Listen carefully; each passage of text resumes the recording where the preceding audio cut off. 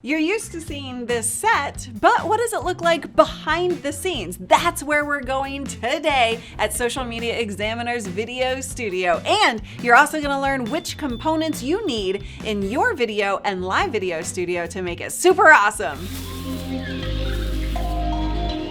I have taken over the Social Media Examiner Studios today to really help you understand how and why to build out a video and live video studio. And yes, they can be combined. We're also going to give you some tips at the very end on how to make your whole studio push button simple. Now I know that you're feeling a little combo of feelings right now. You're kind of excited to see behind the scenes. You're like, oh, I don't know if I can actually do this because it's gonna take a lot of time. I'm gonna have to learn everything, how everything works. I'm gonna have to set it up. It's gonna cost so much. Guess what?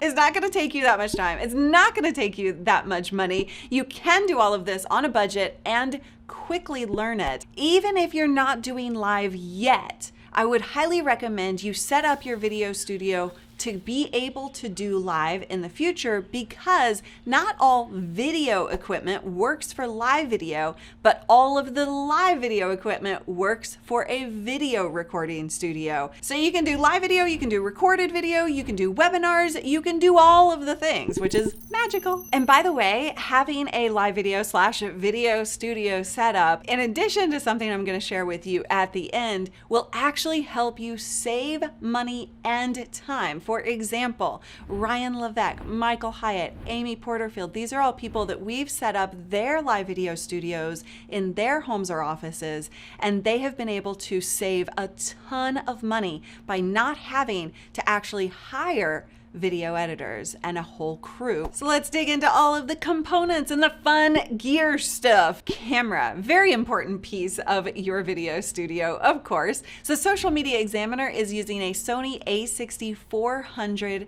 camera, and this is a fantastic camera. However, you actually don't need to go with the 6400. You can get by on a budget with the 6100 or even the a5100. Now keep in mind, the lens is actually going to make a big difference in terms of your look and feel when you choose your camera and lens. And there are tons of options out on the market for all of the gear that we're going to talk about today. So make sure that you're choosing something that works for you and your goals and your visual desires. For most people, we recommend the Sigma 16mm f1.4 lens if you're looking for a blurred background. For a recorded video, all you have to do is record straight to the camera. However, the trick that I love about setting up a live video is that you can actually have software on your computer that will allow you to record as well as go live, so you never actually have to deal with an SD card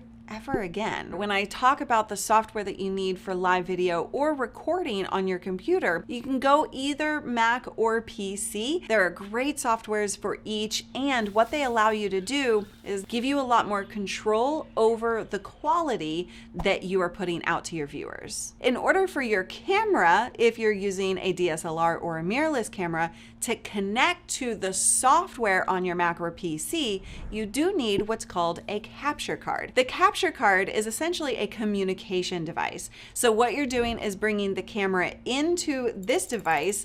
It's mixing the signal, sending it out as USB so that your software can read it as a camera. Social Media Examiner is using the Camlink 4K, which is definitely a recommended capture card by Elgato. This is a fantastic device. If you can't get a Camlink because of supply and demand right now, they are hard to come by.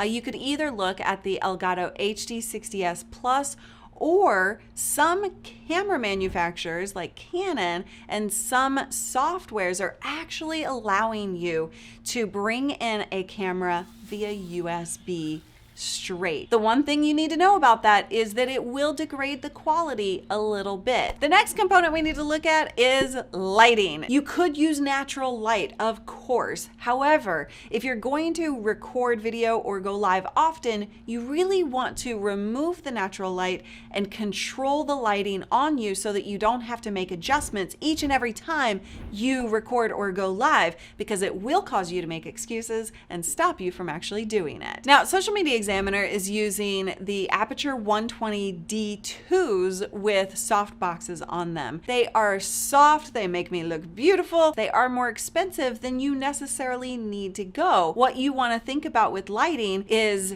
getting the best fill on both sides of your face and separating yourself from the background. One of the options that you can use if your camera is close to you is a ring light. A prismatic spectra ring light is fantastic because you can have a lot of control with different colors, different temperatures, it's dimmable, and it's also controllable by your phone app. Don't worry, I've got all kinds of gear tutorials and recommendations at the end of this video. Audio. This is a component that's absolutely necessary. This is probably the most important thing about any video, because if you hurt people's ears, they're not going to come back and they're not going to continue watching. Now, Social Media Examiner is using the Deity S-Mic 2. That's an XLR mic, and for XLR mics, you're going to need a mixer or an interface to bring that into your software. However, you can also go with a USB mic. In my own video studio, that's what I use to show you it can be done and done well. And you can get USB mics for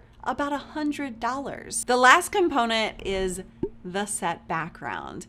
Because this is a visual statement, when your audience joins your live stream or your video for the first time, they are making conclusions about whether they should stay or go based on the visuals around you. So your set background is really important to be on brand, add some personality into it as opposed to distract, but you can do so much with creating an environment that is pleasing and inviting for your audience. Just to get your brain rolling, here are some images of other people's sets who you might know. Michael Hyatt, Pat Flynn, Donald Miller, and mine. Now, ideally, you're going to want a dedicated space for your video studio. It does not have to be completely separate from your workspace. You can integrate both workspace and video space. And guess what? You could use this same thing for Zoom calls or any other meetings you might do. So it will save you time, energy, and money to set up like I've talked about in this video. And by the way, I know I mentioned that I would teach you a little secret to make it push button simple.